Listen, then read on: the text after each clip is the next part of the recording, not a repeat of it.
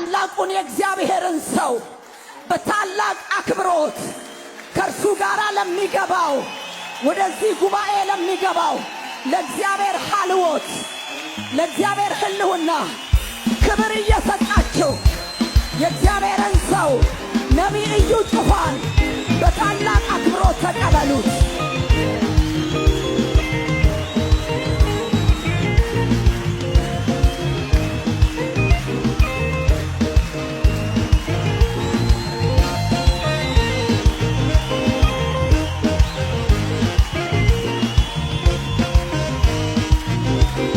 ለተመለከታችሁት ነው መጽሐፍ ቅዱስ በሉቃስ ወንጌል ምዕራፍ 17 ከቁጥር 7 እስከ 10 ባለው ክፍል ውስጥ እንደዚህ የሚል ሐሳብን ተጽፎ እናገኛለን።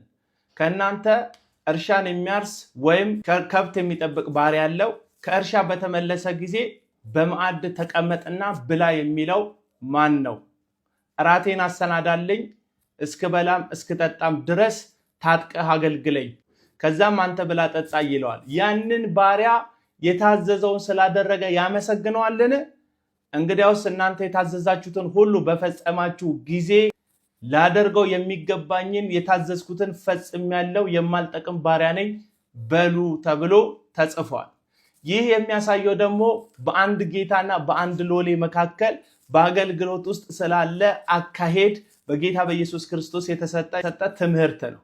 ስለዚህ አንድ አገልጋይ የእግዚአብሔር ባሪያ ነኝ ብሎ የሚያስብ ሰው ነጋሪት እያስጎሰመ ከበሮ እያስደቃ ታላቅ የእግዚአብሔር ባሪያ እየመጣ ነው ሁላችሁም አጨብጭቡ ብሎ ለእግዚአብሔር የሆነውን ክብር እየተካፈለ ለራሱ እንዲያደርግ መጽሐፍ ቅዱሳዊ ትእዛዝ አያዝም።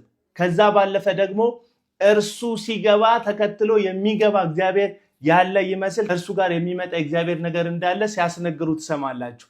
አንድ ቤተክርስቲያን ነኝ ብላ የምታምን ከሆነ ጌታችን መድኃኒታችን ኢየሱስ ክርስቶስ በቅዱስ ቃሉ ላይ እንደነገረን 2ም 3ም ሆናችሁ በስሜ በተሰበሰባችሁበት በዚያ እገኛለሁ የሚል ኪዳን እንደመስጠቱ 2 እና 3 በስሙ በተሰበሰቡበት የሚገኝ ጌታ እንዳለ እንጂ መጽሐፍ ቅዱስ የተጻፈው የሆነ ግለሰብ ሲገባ የሚገባ የሆነ ግለሰብ ሲወጣ ተከትሎ የሚወጣ እግዚአብሔር እንዳለ መጽሐፍ ቅዱስ አያስተምረንም። ከልት ነው እያካሄዱ ያሉት፣ ራሳቸውን እያስመለኩ ነው ያሉት። ታላቅ ኃያል የሚል ስም ለራሳቸው እየለጠፉ ነው። የትኛውም ቦታ ላይ ሐዋርያትም ሆኑ የቤተ ክርስቲያን አባቶች በምንም መልኩ ራሳቸውን ከፍ ሲያደርጉና ሲያሳዩ አትመለከቱ። እዚህ ደግሞ ምሳሌ የሆንን ዘንድ መጥምቁ ዮሐንስን ብናነሳ መልካም ይመስለኛል። ዮሐንስ ምንድን ነው ያለው? እኔ ዝቅ ልል እሱ ከእኔ ከፍ ሊል ይገባዋል አለ። እኔ የእግሩን ጠፍር ዝቅ ብዬ ልፈታ እንኳን አይገባኝም ሲል ዮሐንስ በትህትና ራሱን ዝቅ ሲያደርግ ጌታውን ከፍ ሲያደርግ በግልጽ አሳይቶናል። አንድ አገልጋይ እውነተኛ አገልጋይ ሲሆን አምላኩን ከፍ አድርጎ ራሱን ዝቅ ያደርጋል። አምላኩን አሳይቶ ራሱን ይደብቃል።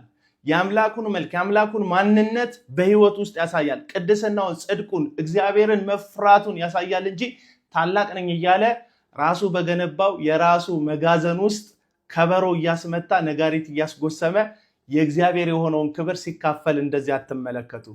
ከነዚህ ሐሰተኛ ነቢያት ራሳችሁን፣ ነፍሳችሁን፣ ኪሳችሁን፣ ህይወታችሁን፣ ጊዜያችሁን ጠብቁ። መጨረሻ ላይ እየመጡ ያሉት ራስን ወደ ማስመለክ ነው ወገኖቼ።